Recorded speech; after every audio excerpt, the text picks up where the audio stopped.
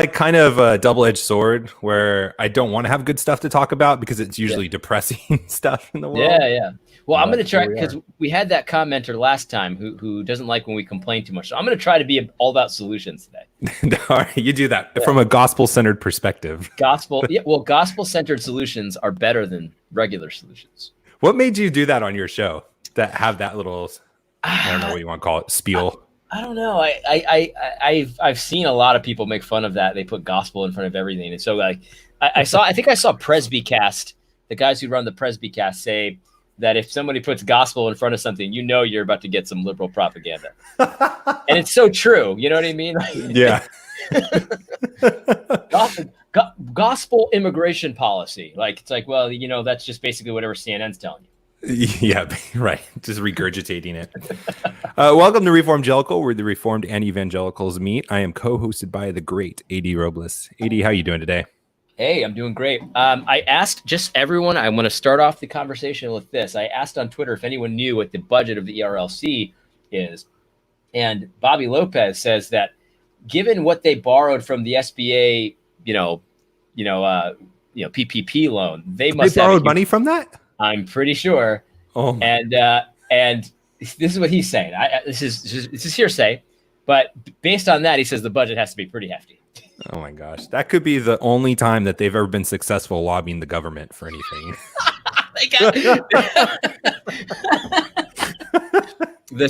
They were successful. A great victory.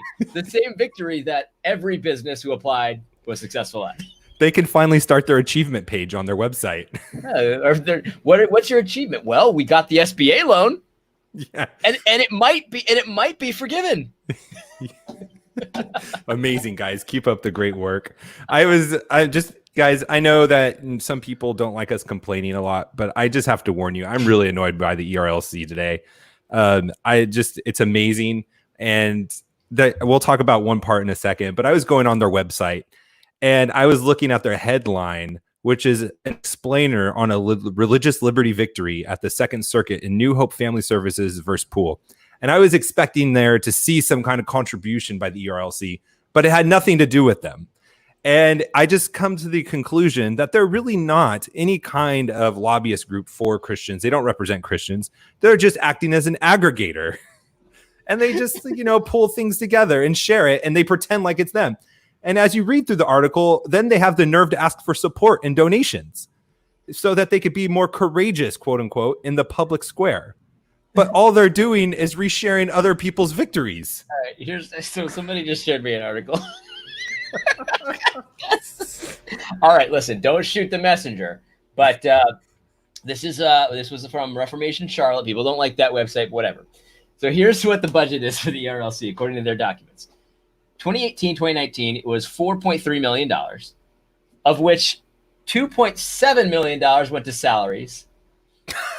325,000 went to staff travel expenses. So that's about 70% of the budget right there. And the way this guy, I don't have time to go into the data here, but the way this guy says it, it says less than $30,000 was spent on actual public policy and research, which is less than 0.7%. Well, it explains their long list of accomplishments. Their long list of accomplishments are the salaries of the people who work there. Wait, so I don't have the numbers in front of me. I'm very visual. $2.7 million on salaries, $30,000 on legislative criteria or whatever. What did it say it was? $30,000 on public policy and research. $30,000. No wonder Russell Moore only has a book club. He's reading Rainbow, man. Reading Rainbow. He only had $30,000 to work with. Oh, makes $2.7 million, but that's $30,000 for research. Well, yeah. I mean, if you put together the salaries and the staff travel expenses, that's over $3 million right there. Yeah. So there you go. I wonder where they're traveling to. It's definitely not DC. Who knows, man? I mean, maybe they're going to DC, but for what reason? Who knows? I mean, well, he did visit Trump or Obama a bunch of times. Oh yeah, that's right. So that right there probably is pretty costly. Yeah, I mean, there's got to be a donation involved in that too. Your brother wants to know how many employees. Do they say how many employees they have? All I If have you is say one, I'm ending the show right now. I'm just gonna walk away. I don't know. I don't know a way to do this quickly, but I've got a whole document here. Oh my goodness, this document is 544 pages long. Oh, I'm not going don't through, do it. but Don't do it. but Walk but away from the rabbit hole. but I will bookmark this one for later because this will be some content. I'll make a few shekels off this. That's all you'll be getting with all the lesbians watching you. That's right. Oh my goodness, I couldn't believe that show. Oh man. If you watch AD Robles' show on YouTube, which you really should, and you should support him on Patreon, you will notice that his commercials are very not applicable to his base whatsoever, like lesbian natural deodorants that I get quite often. I'm trying to wonder why that is, and I think maybe it's because I often will put like Bible and politics, or like liberal Bible and liberalism or something like that, or progressive Christians, and so maybe that's what it is. I don't know, man. I think they're playing a game because you go on to Google and you can put on the end like what best is for the listener. They'll recommend a video of yours based on the listener. Like if you're able to do that and you're the biggest ad company in the world, you're telling me you're matching a single white patriarchal male with the lesbians? I don't think so. You are just doing something, man. Somebody told me that Planned Parenthood is advertising in my channel too. No, I have not seen that one yet. In the middle of a thing about abortion, actually. Yeah, that makes sense. Just like the COVID warnings underneath when you talk about anything COVID. Now, here's the real information. Right. I tried to share something the other day, and I was sharing it because it was from the beginning of COVID, and I was just making fun of the the constant flip flopping that's been happening about the data. And before it let me share it, it's like, this article is so old. Are you sure you want to share it? And I was like, yeah, I'm sure I want to share. I clicked yes. And it's like, are you sure though? It's from 4 months ago. And Facebook is just like telling me, like, you just don't do that. We don't remember that stuff. Right. They very much don't want you to remember that stuff.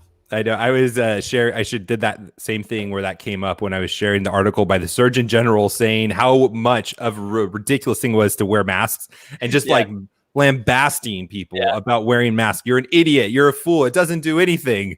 Mine was a doctor about the same topic. It was a doctor from like the UK saying it's probably going to increase your risk of catching coronavirus if you wear a mask, because if somebody has it, it'll get caught in there and you're just constantly breathing it in and out, in and out. And so like you don't have any way to clear it. That's what her argument was. I don't know if it's true or not, but they definitely don't want you to remember when they were reporting that way. Yeah, I know for sure. I saw another one on Twitter today too. He had a face mask on and he did the vaping. He sucked it in through his mask and it went out the tops.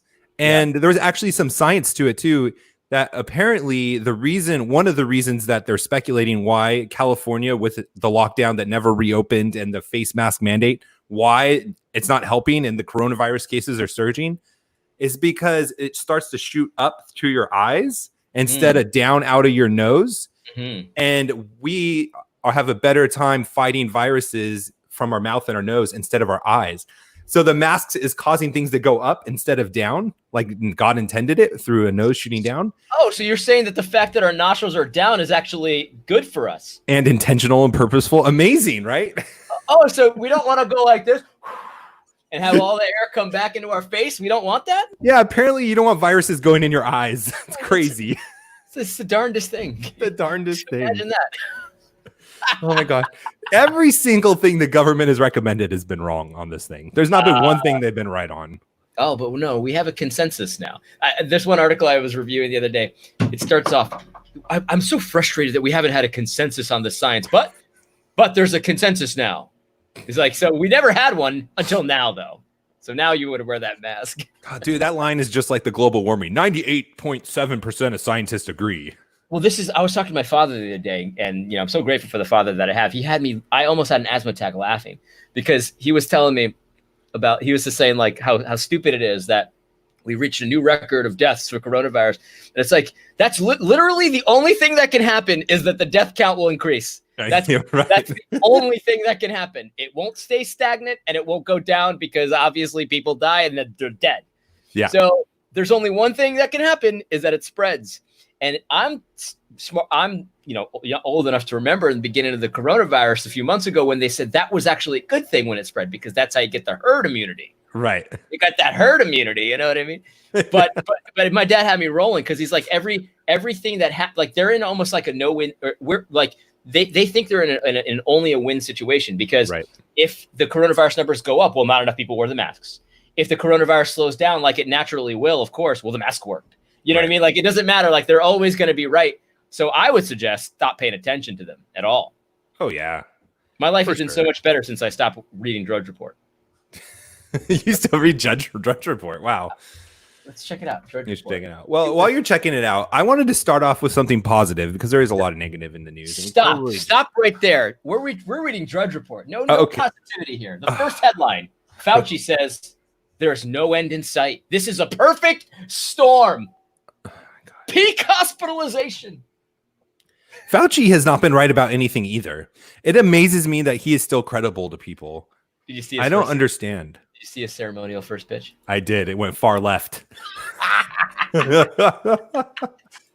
was better than Obama's throw, though. I'll have to give him that. Obama's was terrible. Oh yeah, it was slightly better. I'll give you that. But I gotta say, I mean, I honestly know a lot of people. I don't think I know.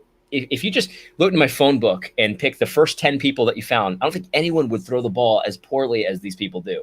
Right. Where do they find these people? Maybe they are lizard people. I asked that when people are voting on them, not when they're on the mound. I mean, I'm pretty sure you could pick the first 3 women you see in the street, and they would all throw better than Fauci. Yeah, that's definitely for sure. I mean, my 1-year-old throws better than Fauci. Right. Yeah. It was bad form. It was just bad at everything. He's like it's like, what the heck is that? I mean, I know he's a smart guy. Maybe his muscles atrophied or something because he was reading too much. I don't know. Yeah, I don't know, man. It's crazy. But I don't understand how that guy has any authority whatsoever. Like, if I was as wrong as him in front of the nation, I would never show my face again. I definitely wouldn't be throwing off the mound when I know I can't throw. Nah, man, he's an In Style magazine. He's everywhere. He's riding his 15 minutes of fame, isn't he? Yeah, he definitely is. And here's the other thing. I don't trust Fauci at all, but here's if you've trusted Fauci up until this point, let me riddle me this one. You don't have enough self-awareness to know that if you're invited to throw a first pitch that you can't throw, and you're like, yeah, you know what, that's a great honor, Washington Nationals, but no, and you don't have to say why, but but to know that you can't throw and to go anyway, something wrong with you. Get some self-respect. Or some awareness, self-awareness. One of the two. Either one of those will save you from that embarrassment. This is the same guy who said, "Yeah, I don't think we should shake hands anymore. Yeah, we can't shake hands, but we can have sex. You can go on Grindr and hook up with dudes all day. That's fine." Well, it's because he is an HIV specialist. He needs the business, apparently. Oh, he needs that thing to kick back in. I don't know, man. But anyway, sorry to interrupt you, but that throw, brutal. So wait, is Breitbart or where were you on? Drudge Report. Yeah. Was they saying it as a good thing or were they making fun of it? Oh no, they're fear mongers. That's how they get their clicks. So they're saying what, he has the coronavirus, that's why he threw so poorly? No.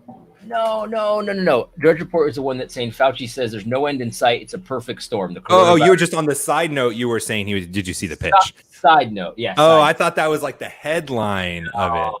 Oh my God. Okay. All right. So the good news is, and you're going to love this, I went to a Presbyterian church this last Sunday. How do you feel about that? Do you feel like you're winning this battle of Reformgelical? Speechless. Well, we went because it was the only church open right now around my area. Good for the Presbys. I like that. Yeah, it was good. There's CREC Church, a startup. Or not a startup. That's a business term. That they're just a new church plant for about a year. Startup. They do the liturgies. Is that what you call it? A liturgy service? A liturgic? Liturgy.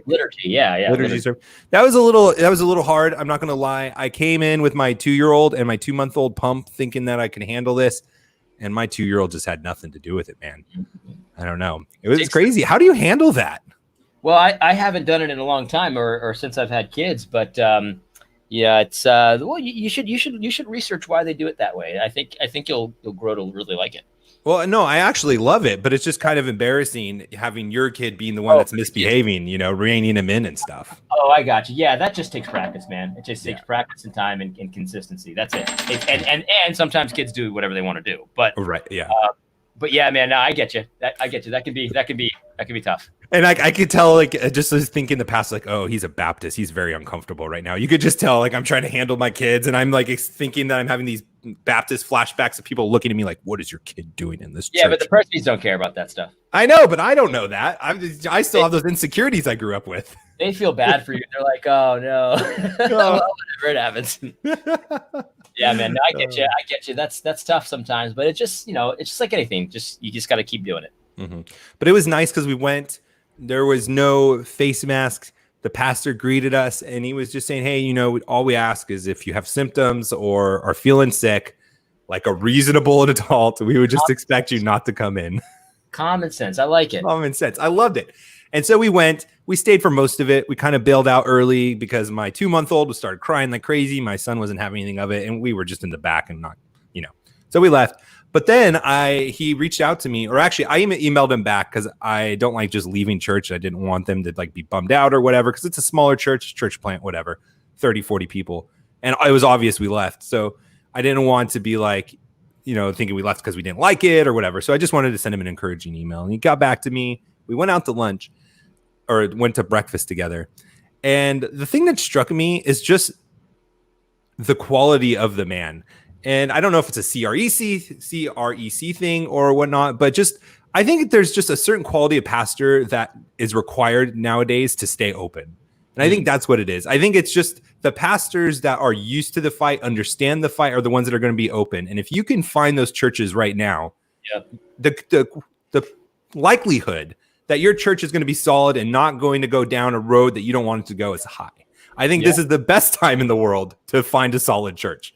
Yeah, no, I think you're probably right. Obviously making sure the rest of the ducks are in a row too. But right, yeah. assuming the theology, the gospels is preached and all that stuff, assuming all that, I think that this is very much it's a litmus test. Were you the one last week that was saying that when you're looking for a new church, you'll ask them about this, or is that Marcus? That was Marcus. Yeah. I mean, honestly, it's a legitimate question. And right. I think that to see how a pastor reasons through that, and even if they close, it's like to see how they reason through it is going to be so helpful to you. You know what I mean? Mm-hmm. Yeah, definitely. And even if it's not exactly what I agree with, because I was willing to stick with my church for a long time when they closed down. I didn't agree with that. Me too. Yeah. But just when they closed down again after reopening for a little bit, then it was the last straw. And I'm like, all right, I'm gone. Yeah. I think again, it's like I'm a recruiter, and I recruit software engineers, and oftentimes for the interview, they'll do these coding tests, or they'll give you something to code, and they'll do it there with you, like on a whiteboard or on the computer or something like that. And they're not looking for you to write the most amazing software in an hour. What they're looking is, how do you approach the problem? Right. They're not so concerned about the actual code. They're concerned of what's your process? How do you work this out? What kinds of questions do you ask? That's what they're looking for. And I think it's the same with a pastor. It's not like you're not looking for the right answer necessarily. You want to see how they reason through it. If you get we don't have a vaccine, and we need that kind of, exactly what you're dealing with. Right. Yeah. You get the JD Greer, hey, we're not going to meet until 2021. Knowing in July, they're saying that, what you're dealing with. JD Greer said that too. I thought it was just Stanley that said that. Yeah. So let me, I might not be supposed to knowing that. I might not. So I've heard this might be out of turn. I've heard he's talking about. This is the wrong show to be live streaming right now on 5 social media platforms. No, this is totally fine. I've heard that's been talked about there as well. Oh. Not meeting until 2021. Well, there you go. I mean, see, those are the churches where you could probably go, you agree with it, for lack of a better way to say it, and you think, oh, I'll be comfortable here. And then a couple years later, you start realizing, oh, they're starting to say things, and that's kind of on the verge. But most likely that's not going to happen now, because they're all closed till next year. And you're going to go be able to find a church that understands the times and has wisdom and all that good stuff. So right. I mean, and listen, even if I'm wrong about this and somebody gave me some bad information, which I'm pretty sure I'm not, because it's from a church member. But anyway, but Andy Stanley's doing it. Like this is Yeah. being talked about, and many churches are talking about not meeting until the vaccine is here. So it's like, That's so yeah, insane. yeah. Like, I don't understand when this shifted, because I was told there's never going to be a vaccine. And so that's going to be our benchmark of when we get to meet again as a church, is when this may or may never happen. It's, it's funny because if I'm not mistaken, like wasn't that the message in the beginning, like something like, well, it's very hard to make coronavirus vaccines. And so there's, that's why we have to have 15 days to slow the spread. Yeah. And like the flu, they pointed to the flu and they said there's not a vaccine for the flu. It's just something we have to write out. And this is new. Our body's not used to it. Right. And we just need to slow it down for the hospitals. Yeah. And it's funny just how this all evolves into just prolonged isolation. But I'll tell you what, though, it's good that you found a pastor who's kind of got his head on straight, it sounds like. Yeah, it was good. It was good. So, okay, let's get into what really upset me this week. And I have to thank Tom Buck, friend of the show, for retweeting this, because I probably wouldn't have seen it, because for some reason Twitter does not show me ERLC tweets. Tom Buck tweet. Let me check your Tom Buck tweets. Yeah. Yeah. So he was calling out something, but I picked out something completely different. And this is the tweet by the ERLC. I see it. Churches should carefully consider how to ensure that worship services do not result in the spread of the virus. Mm-hmm. Religious leaders and civic leaders are co-equal partners in the fight against COVID-19. Oh. And I seriously sat back for a second and reread it once, twice, 3 times. And I said, wait a minute. Is ERLC talking about and equating religious leaders and civic leaders as being equal? And I thought about it and I'm like, oh, no, I'm reading this wrong. That can't be what they're saying. They got to be saying something else. But the more I read it, the worse it became for me, because the first line, the context is to ensure that worship service do not result in the spread of the virus. Right. So not only are they just saying they're co-equal partners, but they're co-equal partners in worship service regulations. Yeah. Well, so when you first sent me this, the first reaction I had was, I kind of see what they're saying. Like they're doing, like they've got different, because I'm thinking the way, like, the way Reform people think. It's like, oh, this is the sphere sovereignty thing. Mm-hmm. But I also saw, and then I looked at Tom Buck's thing about what he saw about it. It was that word ensure. And yeah, that's a very weirdly worded tweet.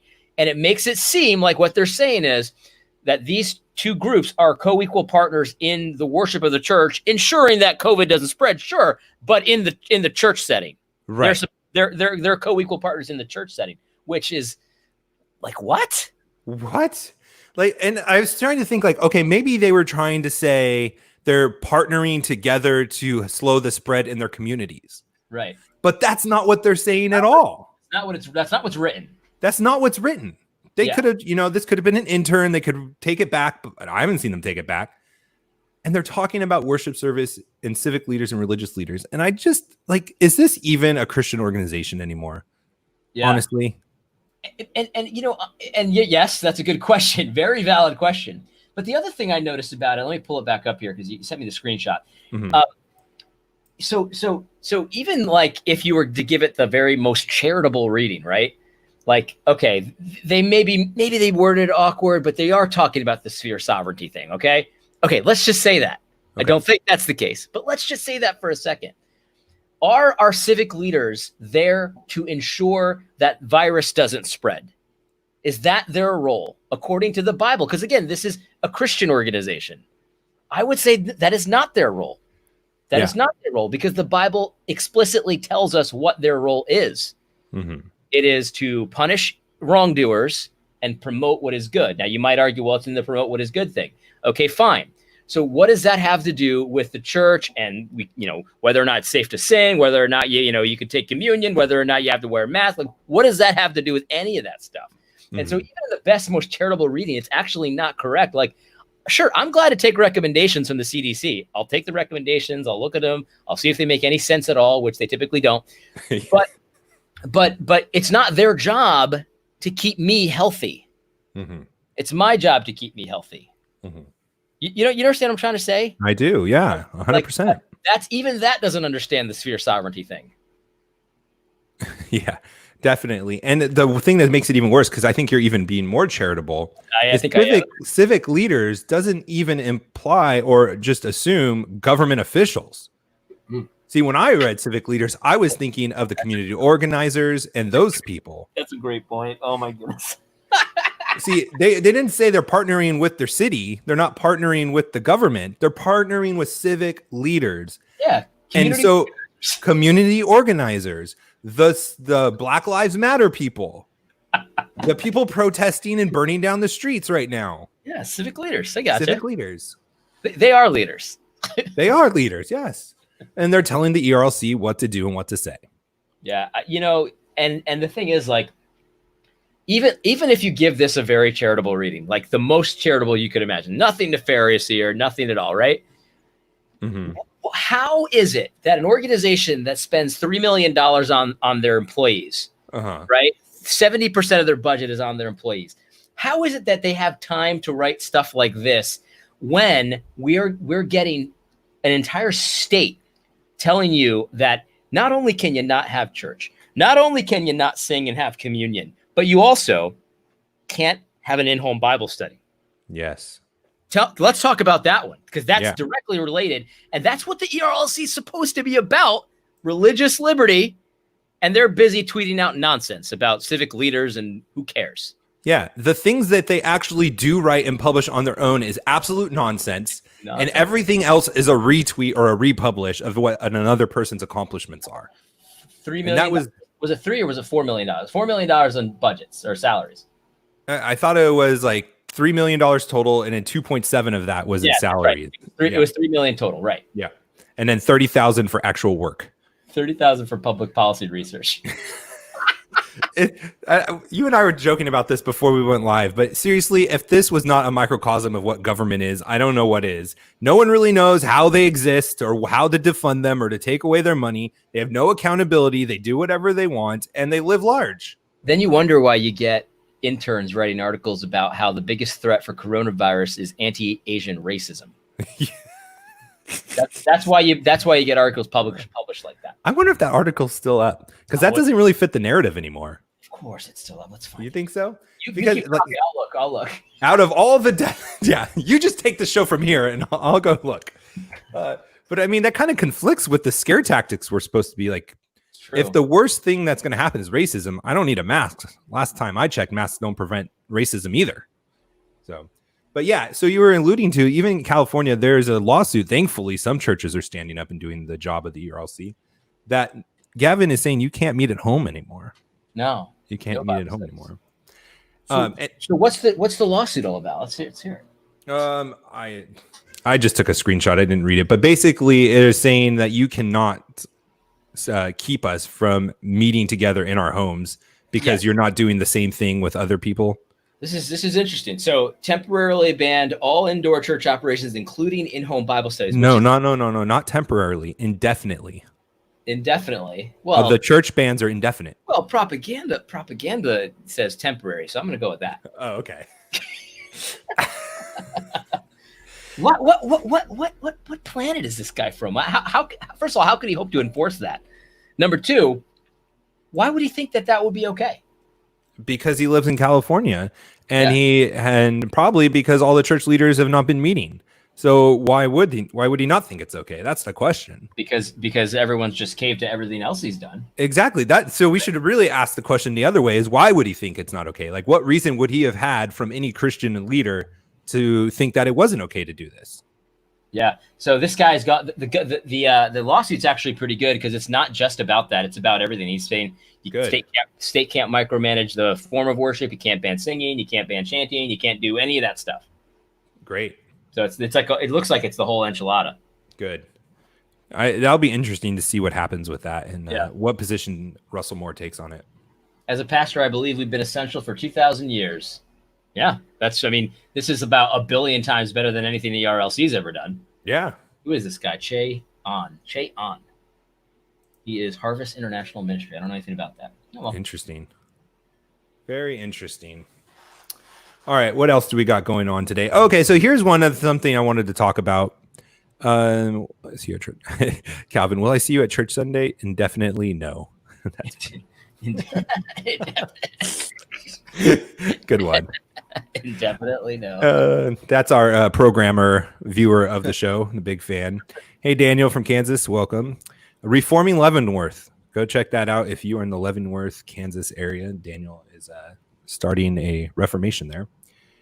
So I was listening to your show, and you were talking about something to the effect of people trying to say that Christians are infusing American liberty with their idea of Christian liberty. And they were conflating the two and saying they were assuming that their Christian liberties were Christian liberties. Did I sum that up correctly? And who was that was saying that?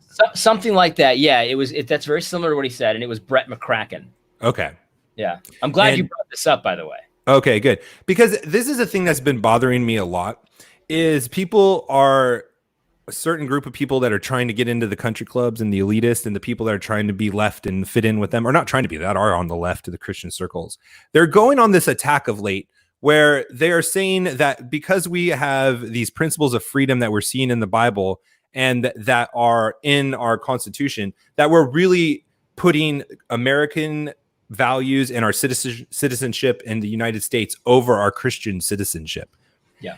And that is assuming that that the United States foundation of life, liberty, the pursuit of happiness, our Constitution, was not based on Christian values. Right. And the ideas of capitalism wasn't either. Let me read the actual quote, because I think this is super helpful for anyone who hasn't seen this. So here's the quote from Brett McCracken's article.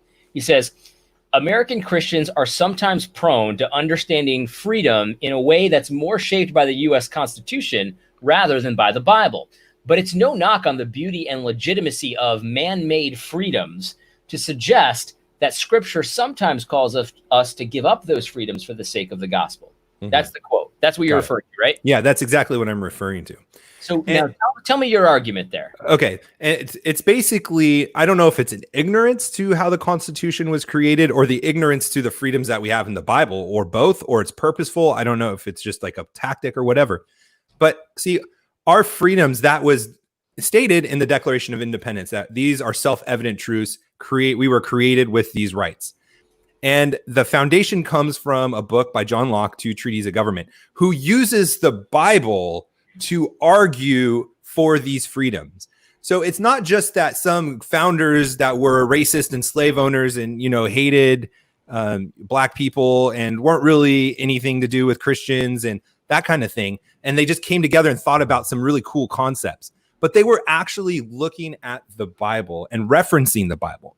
And they were using philosophers that were quoting the Bible in their scriptures and arguing from them, kind of like what we do with the general equity of the law. Sure. They were doing that very thing from natural law and from the Old Testament. Right. And that is how they came up with the idea of capitalism and having private property and the right to practice religion freely and not have one state federal religion.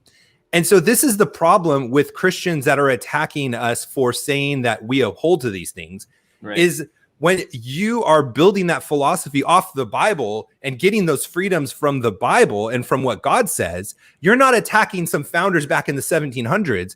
You're attacking the foundation, which is ultimately the Bible. Mm-hmm. And so that's not a legitimate argument because they're not coming up with these ideas on their own.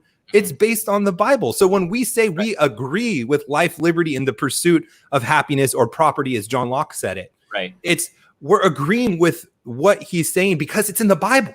Right. Not because it's American, not because it was written 1700 years ago, but it's because it was written in the Bible. So your argument is not valid. Right. So it's what's amazing about it to me is I completely agree with just about everything that you said there, because that's what the founders of the country thought they were doing. When they say that the truths are self-evident, they're not just saying that's like that we've decided they're self-evident. It's saying that no, God, he's the creator. He created everything the way it is. And there are certain self-evident truths about the way God created the world that we're identifying here. We're not establishing them here. We're recognizing them here. Yeah. So when he calls it a man-made right, and so we should he basically says we should, we're glad we have these man-made rights. They're great, but the Bible, we should give them up for the sake of the gospel. Essentially, there's so much there. But what I thought of was like, first of all, how do men create rights? If you're saying that in our country, the way our law system works is that we have man-made rights that they can give and they can take away. I mean, that's what deity does. Right. Deity makes law. Deity decides what's good and what's not good. He's the one who get like our freedoms and our rights and the law that we should establish all comes from God. Like, man doesn't have the right to tinker around with that stuff.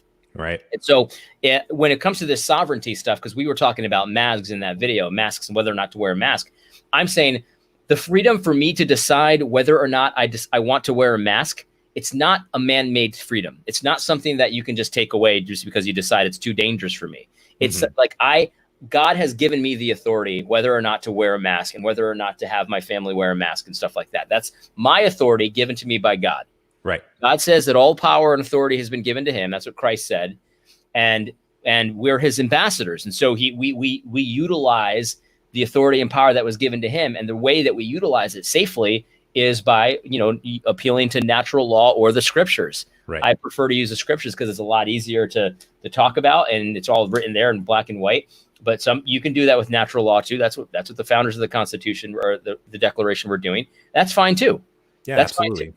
And so you're 100% right. It's just like that. I didn't mention it in the video because my video was about something else and I was kind of moving past. But the idea that these rights are man-made, that's just so bizarre. Like, Brett McCracken has to know that what the other side says on that. He has to know. He can't be that ignorant. So what he's saying is, though, that actually is not biblical. Like the right to life and liberty and stuff like that. That's actually not biblical. Right. That must be what he's saying. Which is incredibly ignorant of the Bible, even. Like, forget being a historian. Like, how do you not see those as rights in the Bible? Yeah. That's my question. Our buddy Barry from last week, he said he has a great point. The Constitution doesn't establish rights, it limits government. And that is right on. And in fact, it's interesting that that is one of the points of John Locke in his 2 treaties, which I highly recommend. It's free on Google. I mean, it's old. It's probably hard to read. But it gives you the great mindset of what our founders were thinking when they wrote the Constitution.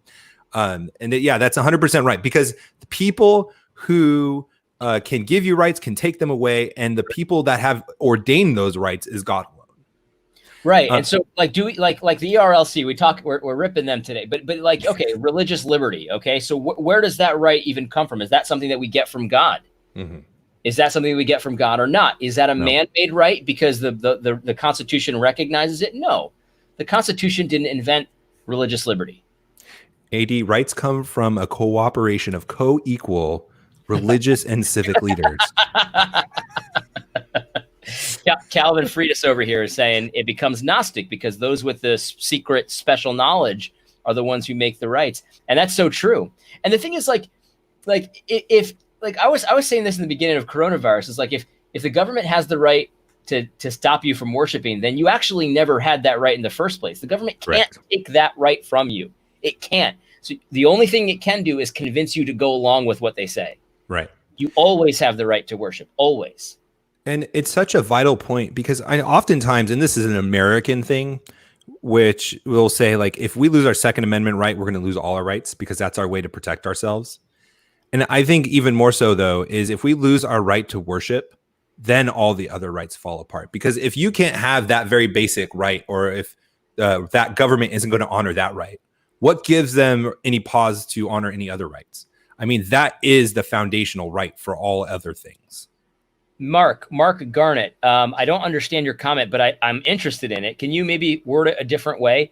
He says to push back Romans 13, subject to, quote, higher powers, not supreme power. We're going to go on talking, but if you could reword that, I don't know what it means, but I'm interested in knowing what it means. Okay. So this is what I want to. So I don't want to just be critical of that guy's argument that you were talking about with the face mask. But so this is what I think we should be saying. Like, it's not that we shouldn't be American or aspire to or hold those ideals valuable because of the argument I just said. But if you want to say, like, we need to become more biblical and reform the documents or add to them or amend them or rethink them or improve them, like, that's the kind of discussion that we should have. I think that is the appropriate way to talk about our Constitution and the freedoms that are honored and recognized Mm-hmm. in the United States. The other thing about this, and I agree, I think, but I think that, the whole idea, it's very easy to say, well, you're just an American, you just love your freedom and you're just American, that kind of thing. It's very easy to say that, but it would be, I would be very hard pressed to see what Brett McCracken would say about why, according to the Bible, we actually don't have the freedom to manage our own health. Mm-hmm. Where would he point to? I just don't even understand what that would mean. He's saying American freedom is not as good as biblical freedom, but okay, I can go with you there. So right. What do you mean? What are you talking about? Right. Yeah, exactly. And then give us some examples of it too, because even in a biblical freedoms, I think that's still valid, that even if I have my legitimate biblical freedoms and I'm pointing to that, I still will lay them down sometimes for the sake of the gospel if I feel it's beneficial. Yeah. Okay, so Mark is. I think I know what it means now. So he's saying there have been arguments that there's a governing, quote, supreme authority and lower powers can be ignored. Yet the text Greek says governing authorities. No, that's actually not the argument, Mark, that I'm putting forward. What I'm saying though is that the government has legitimate authority and then illegitimate authority. So if the government were to say to you, you can't worship God anymore, that would be an example of illegitimate authority. They have authority over you, but they're not using it in a legitimate way. And so in those instances, because the only entity that has the authority to decide whether or not to worship God is yourself and God, of course. And so in that case, you don't have to listen to the lower governing authority because they're not using legitimate authority. Because God says all authority comes from him. And so if the authority didn't come from him, for example, when the government says you can't worship Yahweh, that authority could not have come from God. So therefore, they don't even have it. Therefore, you're not ignoring that authority because they don't have that authority. Correct. I don't know if that clears it up at all, and maybe I'm misunderstanding your point again, but it's not about ignoring the lower authorities. It's only ignoring lower authorities when they are using illegitimate authority.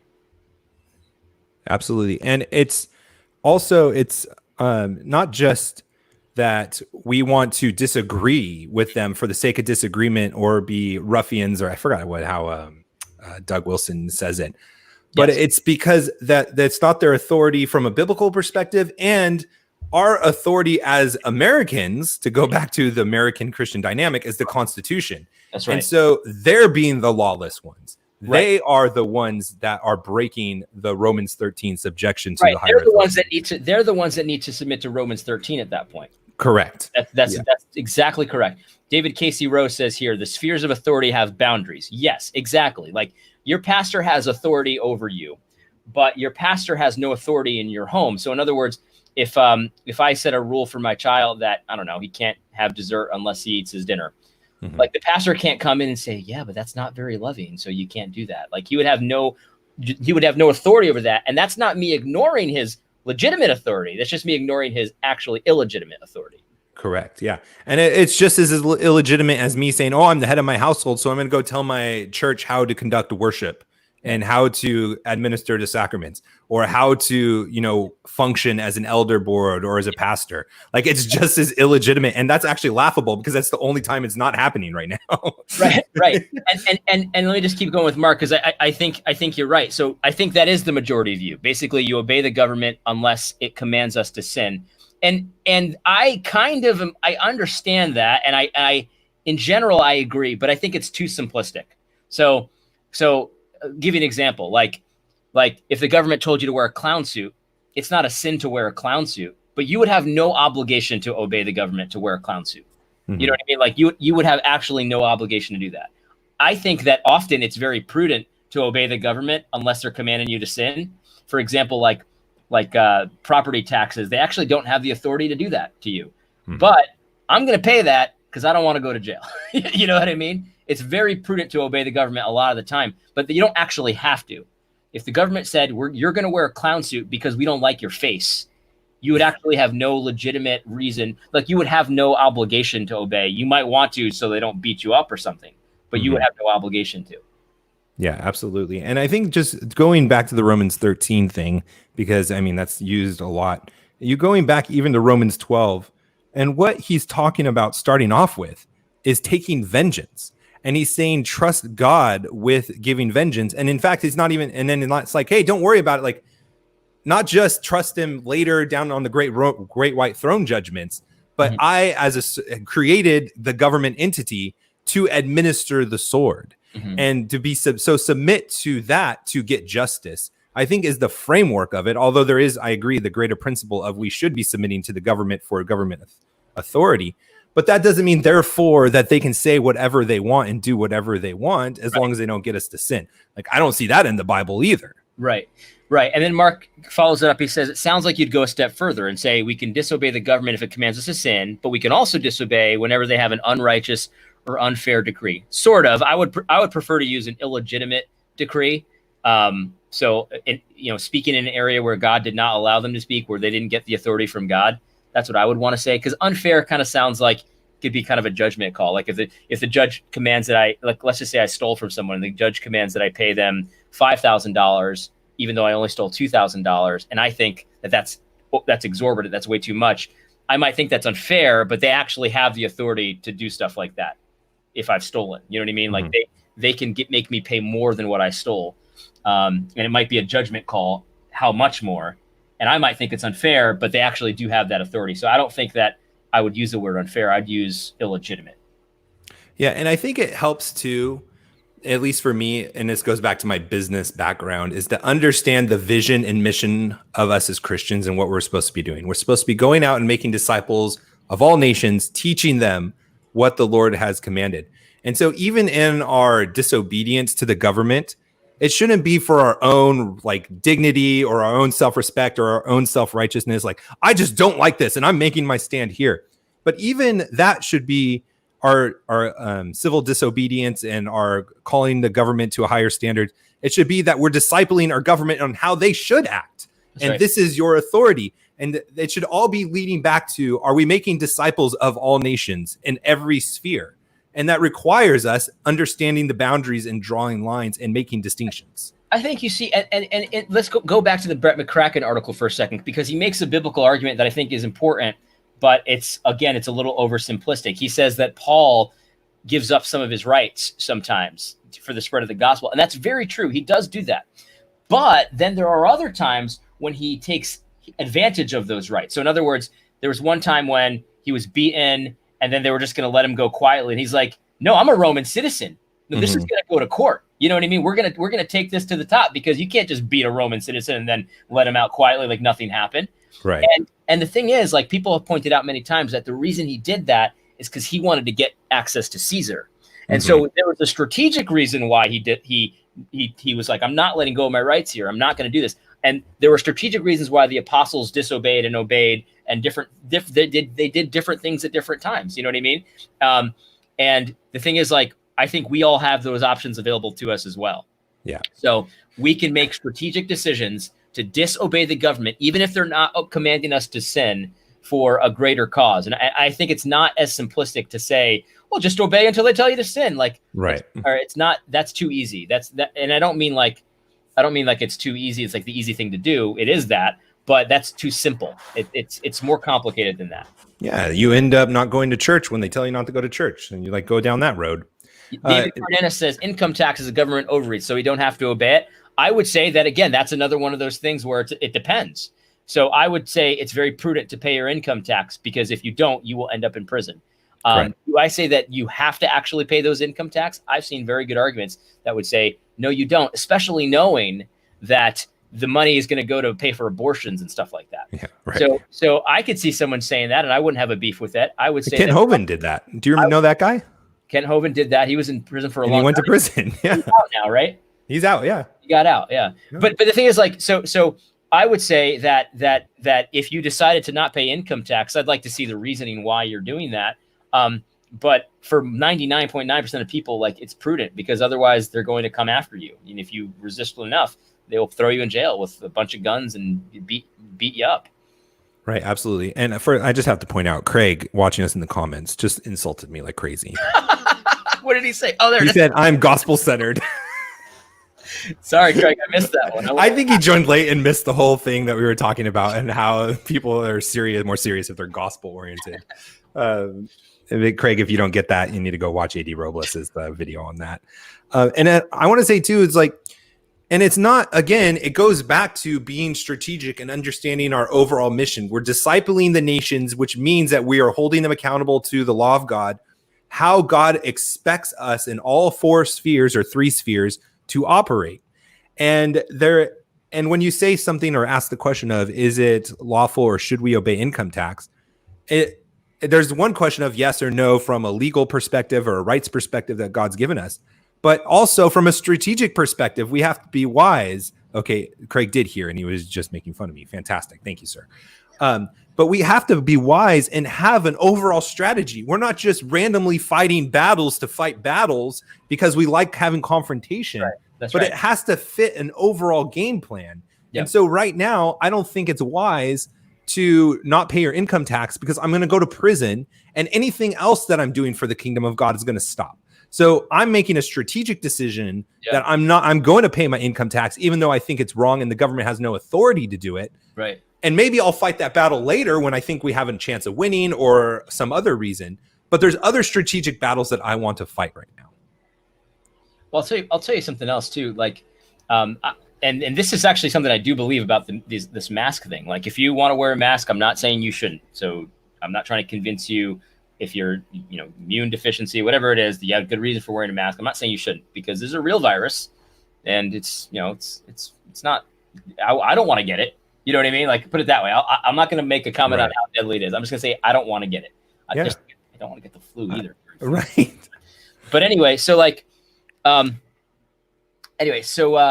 where was I? Calvin distracted me with comment. It's really hard to maintain a thought and read people's comments at the same time. For sure. Anyway, listen. So the mask thing I think is super strategic because, I think that right now, like, the thing about wearing the mask is like laser focused on the immediate. And everyone's just thinking about today. Today is what we're thinking about. I don't want to spread this today. I don't want to catch this today. And today's consequences are all they're thinking about. And I think strategically, it's very important for Christians to be like, no, but we got to think about the things that are unseen, not just what's seen, but what's unseen. So if your grandmother dies of COVID today, that's very sad, but we can't be laser focused on us. We have to think about all the steps down the road of what's going to happen. So, people can't get their surgeries. People can't visit their elderly, and their elderly are dying in nursing homes. I mean, Buck's dad, this is what happened to him. He wasn't able to get visits, and he was doing better for a while, and then he took a turn for the worse, probably because you just when you're not visited, you lose the will to live. Stuff like that. We got to think about the people that are committing suicide. We got to think about the economy, because the economy is nothing but just the aggregate activities of people. So if you love people, then you must care about the economy. And so, like, we have, as Christians, we need to be the ones that are pointing out, okay, I know it's scary now, but let's think about all the unintended things that are going to happen if you perpetuate this myth that we have to continue to shut everything down.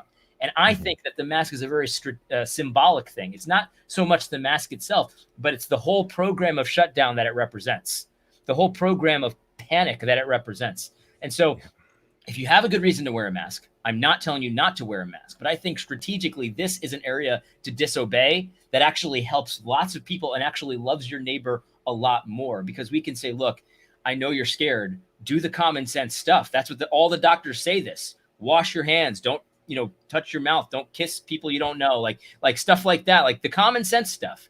Do that and you'll probably be fine. And we can not, put our elderly at more risk. We cannot put the economy at more risk and all this kind of stuff. And by the way, churches should be open, because through all this chaos, the message we should be sending is, yeah, man, we've got anxiety too, but we've got a good Lord that will protect us. And by the way, if you die, you'll live again, that kind of thing. Like, we should be open giving that message, but instead we're like, here, we've got a really cool online church. You can have the link to it. Yeah. And then they get online and, there's advertisements for, God knows what in the corner, because Planned Parenthood advertises on my channel. So who knows what's advertising on your stuff? You know what I mean? So it's like, I think this is a very you might disagree with me. That's fine. But I think this is a very strategic area of disobedience. Right. And I totally agree. And perception is huge, and it matters, and it's very important in battle. I mean, that's why there's uniforms in the military, because perception is important. That's why Islam has women wearing burqas and the full coverings. Like, when I made a video on my How to Build a Tent podcast where I called them Marxist burqas, and that's what I'm calling them, because it is a submission. it's a form of submission to the government and what they're saying, even though they've gone back and forth, even though the science doesn't prove that they're helpful whatsoever. If you want to wear them on your own, if you feel comfortable with it, I'm not going to go, like, I'm not giving you a hard time. I'm not looking at people funny that wear masks. But you have to remember that the people in our government right now, the people that are trying to attack Christians, that is, close them down from worship services, they're telling them they can't meet in Bible studies, call themselves progressives. And which means they've told us their whole game plan. It's not one huge civil war, it's progression. Little steps. And those little steps are designed to boil you like the hot water and the frog. It's so the one step that they're taking to closer to their goal is to get you to not really fight against it. It's not worth it. It's not really a big deal. It's not something that I'm worth losing my job over. I'm not worth getting a fine over. It's not worth going to jail for. I'm just going to do it. And then the next thing, and then the next thing. And we've seen this play happen over and over again with the homosexual community, with abortion, with all of these different things. And you just have to realize this play. And so like taking a stand against the mask or any small step is more than just the mask, because it's not just one battle and then it's over. We're in a war. That's right. You're 100% right. And that's why I think it's a strategic, because this is a small thing, right? It's a small thing, but it's got symbolic power. Doug Wilson has talked about this a lot, because in an instant, you can almost tell what team someone's on. You know what I mean? In an instant, in just a small little piece of cloth. I think it's got a lot of value, and that's why I've done a lot of content on it. You know what I mean? Because I think it's important, even though it's just a mask. People like to say, "Oh, it's just a mask." Well, it's not just a mask, though. Everybody knows that it's not just a mask, because if it was just a mask, you wouldn't even think twice about stopping and commenting on my stuff. Because I see stuff that I don't care about, and guess what I do? I don't comment on it because I don't care. You know what I mean? But Calvin actually makes a good point, because he made a joke, but it's also actually an interesting idea. The whole render unto Caesar thing, right? Whose image is on this coin? Render unto Caesar the things that are Caesar's. Maybe Matt, I don't know. Like, maybe if you guys want, message me and Matt if you want us to get someone on here to talk about that, because I think that's an interesting. We should think about that. And so I don't know if you guys think that's a good topic. Taxes. I don't know if people want to talk about taxes, but if you do, well, let's do it. What do you think, Matt? Yeah, we could totally do that. I didn't see the comment, so I'm not sure what the premise is, so we can talk about it offline. He says there's the whole render unto Caesar thing too. Who is on the dollar bill? Well, it's not Trump. So it was kind of a joke, but that's I see what they're saying. We're talking about the illegitimacy of taxes. Gotcha. And Jesus does directly address this, so it might be worth going into a little bit. Yeah, that totally would be. I thought we were talking about face masks, and I thought that was interesting, considering that we're made in the image of God. So, like, who is the government to cover up our image? That's what I'm talking about. Oh, very sneaky, Matt. Very sneaky. This might be a Federal Vision conversation we need to have. Whose image is on the coin? Well, the next question is, whose image is on you? Right. Yeah. And honestly, that is why I refuse to wear it. It's because, like, it's covering up the image that God created for us. And there's no reason for it except because the government told me to do it. There's no scientific reason. There's no medical reason. Like, if there was, that'd be a different thing. But to me, it's just basically I'm bowing down like Daniel did to the statues at this point. To me, that's what a face mask represents. And I'm not saying that for everyone. I'm not saying it's a sin. I'm just saying for me personally, to wear a face mask makes me feel like I'm bowing down to a statue. Any and all complaints should be sent to @howtobuildatent on Twitter. Yes, you can send them. I might not respond because I'm getting to a point where I can't even respond to everything. Cal says maybe I should read a Rush Duty book before the tax one. You should just read a Rush Duty book anyway. For sure. Well, thank you everyone for joining us live. I really appreciate that. If you would like to support us on Patreon, you can do that. Patreon.com/Reformgelical. You can follow us, Real AD Robles, on Twitter, Parler. If you want to actually see his stuff, you can follow me, How to Build a Tent. We'll talk to you next Thursday, 7:30 p.m. Eastern. God bless. God bless.